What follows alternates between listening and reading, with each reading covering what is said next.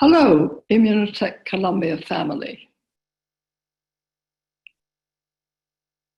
When Dr. Bonus and I started our experiments in the mid-1970s, there were maybe 50,000 articles on glutathione in the medical literature. Today, there are at least 3 times that many, the gist of which is summarized elegantly in the new edition of Dr. Gutman's book on glutathione. It's a fabulous book, not only because I saw my name in it, but because it is so readable and comprehensive, and I thoroughly recommend it.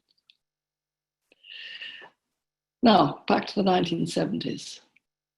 As most of you know, we found an especially prepared whey protein isolate, now called Immunocal, when fed to mice, enabled them to make a stronger immune response, and they also showed greater resistance to infections like salmonella, which is food poisoning, or pneumococcus. And in addition, these mice were protected against developing cancer, and they lived longer. So there was an anti-cancer, anti-aging effect as well. Now, all these findings were very exciting, but we didn't know what in the Immunocal was responsible for these effects. Then by chance, one day, Dr. Bonus happened to be talking to a colleague in the Department of Surgery where he worked at McGill, who said to him, "I think we're looking at glutathione." We had never even heard of glutathione. However, we soon learned that glutathione is a very important substance found in every cell in the body, in the plant and animal kingdom, even in microorganisms and fungi. And it has multiple functions, and as we learned later, it's especially important for the immune system. And we showed that mice fed Immunocal indeed had not only an enhanced response, but also they developed increased glutathione levels in their tissues, while the control mice fed a placebo diet did not. And later on, Dr. Lanz extended this finding to humans. He showed that when healthy young adults were fed Immunocal for 3 months, the glutathione values in their lymphocytes rose by 35%. Now, glutathione is generally made inside the cells from 3 amino acids.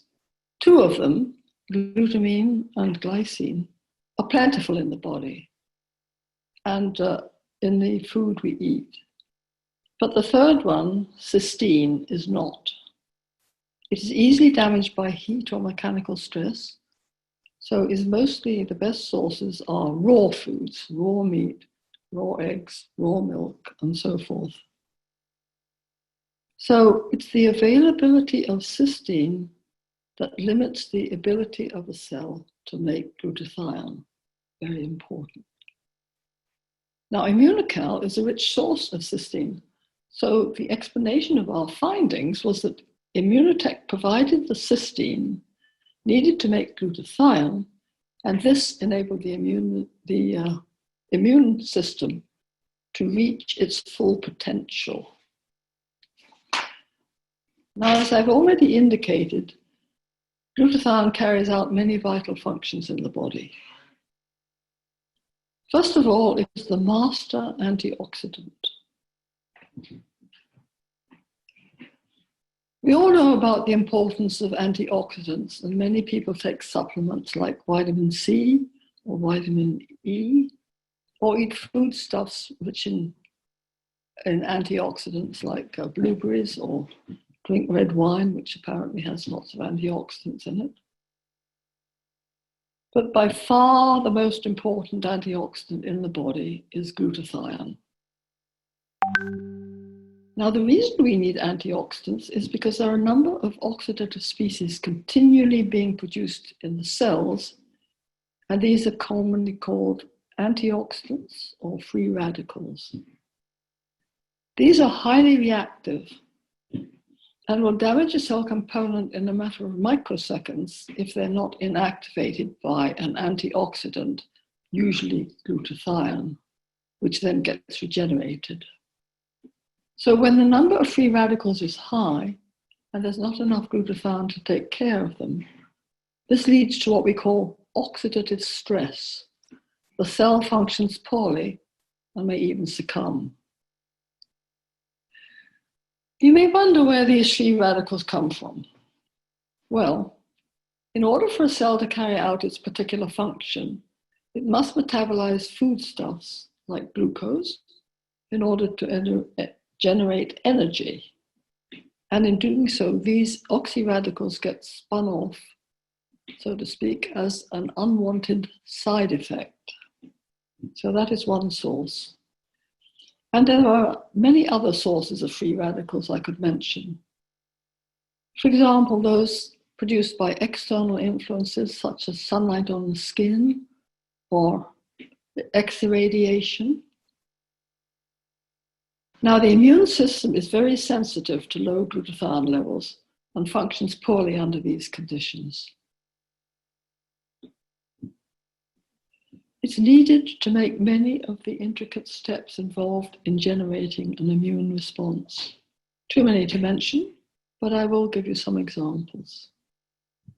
First of all, lymphocytes must multiply in order to produce an immune response. A single cell develops into as many as 500 daughter cells, forming what is called a clone. So now the body will require 500 times as much glutathione. In the case of one lymphocyte, the B cell, it will then make lots of antibody to take care of the infection, again needing glutathione to do so. And another type of lymphocyte called a killer T cell will attack and destroy virally infected cells, but it cannot do this unless it has sufficient glutathione. And for any inflammatory condition, whether acute, like an infection, or chronic, like rheumatoid arthritis, there will be many free radicals produced. I have read somewhere that on average, a lymphocyte uses up to half of its glutathione in 5 to 6 hours. Another point is that glutathione can also directly inhibit the replication of viruses. I recently read an article saying that glutathione deficiency is the most plausible explanation for serious illness and death in COVID-19 patients, and recommending the use of glutathione for treatment and prevention. Another important function of glutathione is detoxification. It is your major detoxifying agent.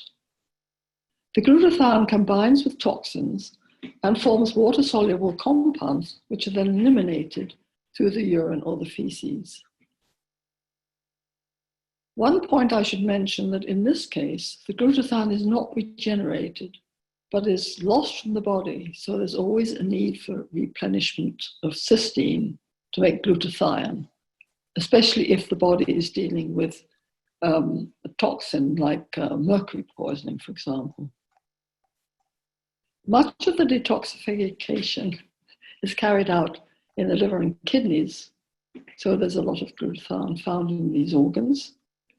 And lack of it can lead to poor liver function and damage to cells and organs of the body if the toxins build up in the circulation to a sufficiently large amount. Now, where do these toxins come from? Well, some are acquired from external sources like the air or water pollutants, cigarette smoke, heavy metals like mercury, household cleaners, and so forth, many. Another source is from drugs. Almost all drugs bind to glutathione prior to removal. If you were to take 4 extra strength one day, this would in fact consume up to half the total cysteine that you would normally consume that day. Other toxins are produced by the body, such as hormones, estrogen, and so forth. So To conclude, briefly, glutathione is your body's most important antioxidant, detoxifying agent, and needed to support the immune system to allow it to reach its full potential. So taking Immunocal has many benefits. I rather like this quote. The glutathione status of the cell is probably the most accurate single indicator of the health of the cell. As glutathione levels go, so will the fortunes of the cell. Thank you very much.